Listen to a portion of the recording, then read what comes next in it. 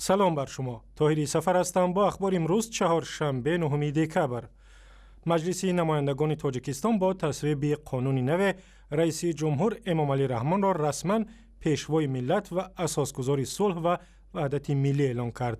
در نشست پالاتای پایینی پارلمان روز 9 دکبر تمام وکیلان به طرفداری قبول طرح قانون درباره اساسگذاری صلح و وحدت ملی پیشوای ملت رای دادند که این قانون از طرف وکیلان حزب خلقی دموکراتی و دیگر حزب‌های پارلمانی پیشنهاد شده است و ضرورت قبول قانون این برای خلق و ملت تاجیک در همین شرایط وجیره همین ضرورت دارد برای باز هم عاملی متحد کننده در اطراف شخصیتی که حالتی میشد که بسیار سخنان همین خیلی حالات هم شده که مثلا مثال یک قسم مردم در جامعه دیگر فکر دارن، دیگر قسم دیگر دارن و بعدا در ما یک عادت خوبی است که میگن که سرور چی میگوید. مخالفان و منتقدان حکومت تاجیکستان گفتند اعلان کردن رئیس جمهور در کشوری که خود را دموکراتی اعلان کرده است قابل قبول نیست و به خودکامگی کامل میرساند. مقامات تاجیکستان میگویند زمین‌لرزه سختی روز 7 دکبر صدها خانه را ویران کرده است و به صدها خانه دیگر آسیب رسانیده است. قاهر رسولزاده نخست وزیر تاجیکستان صبح 9 دکبر در جلسه حکومت گفته است که زمین‌لرزه 7 درجه‌ای 237 خانه را در ولایت بدخشان کاملا ویران کرده است و بیشتر از 580 خانه دیگر آسیب دیدند و یا نیمه ویران شدند. ساکنان 237 خانه ویران شده که اکثریتشان ساکنان ناحیه روشان هستند با سرپناه موقت و آب و غذا تامین شدند. روز 7 دکبر زمین لرزه سراسر تاجیکستان و به خصوص ولایت بدخشان را سخت تکان داد و 2 نفر را هلاک کرد. بیشتر از 80 کیلومتر راههای کوهی بر اثر سنگریزی ها بسته شدند.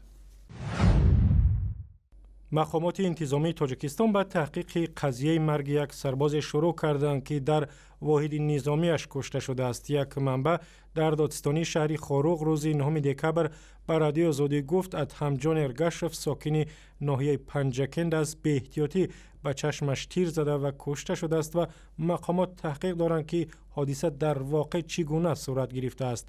پدر ادهم جان روز 9 دکبر به رادیو آزادی گفت پسرش داوطلبانه به ارتش رفته بود و او به گفته های مقامات باور دارد. خیلی بود و هیچ کار نکرده بود. آمد خانه به یک ماه ایستاد گشته رفت خدمت به احتیاطی گفته و من دیگه هیچ گفته نمیتونم.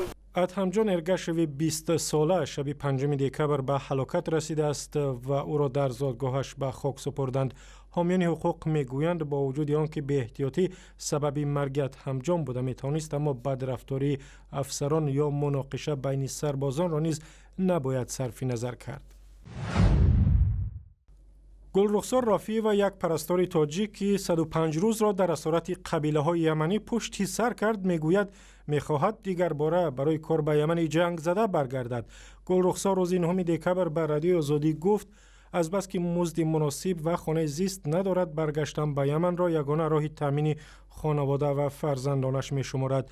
گلرخسار رفیع و را که در یکی از شفاخانه‌های نزدیک به صنعا پایتخت یمن کار میکرد افراد قبیله های یمنی ماه اکتبر سال گذشته را بودند و بعد از معامله طولانی و گذشت 3 ماه آزاد کردند. گزارش کامل در این باره در وبسایت آزادی، در صفحه های ما در فیسبوک، توییتر و یوتیوب و هم زمینه رادیو آزادی برای تلفن های همراه.